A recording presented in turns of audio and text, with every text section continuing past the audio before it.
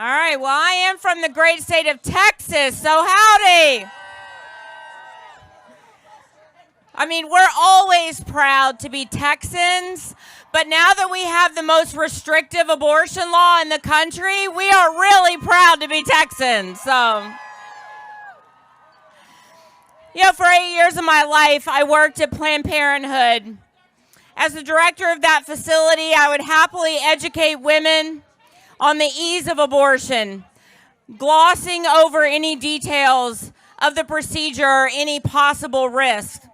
I would walk them up and down the halls, escorting them in and out of the rooms as they waited for their turn to lay on a table that was still warm from the woman who had just taken their turn before them.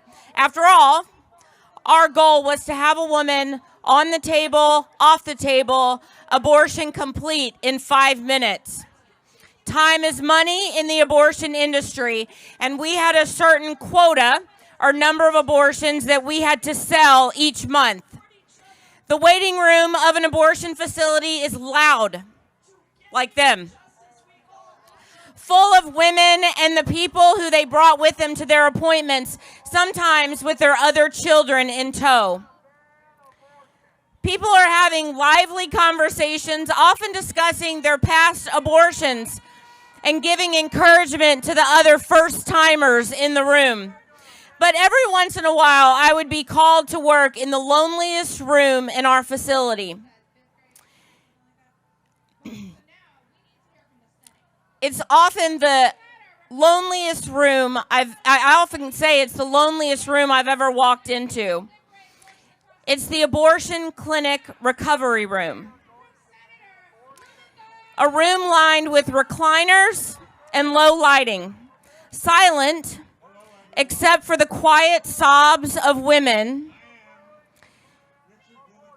and they all cry. They all cry. We didn't give them much time to dry their tears and steal their emotions. 20 minutes was all they were allowed.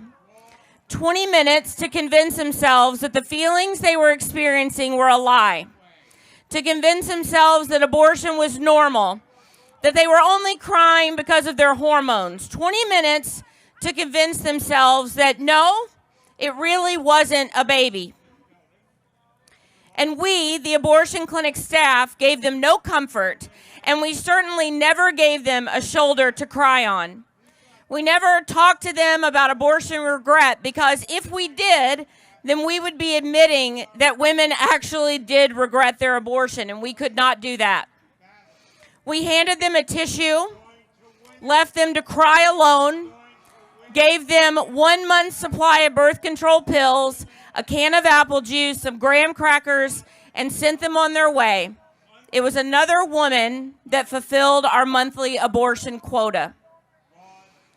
That was just the process of how we dehumanized the women that came through our facility. But the primary victim of abortion was being dehumanized in a far more barbaric fashion.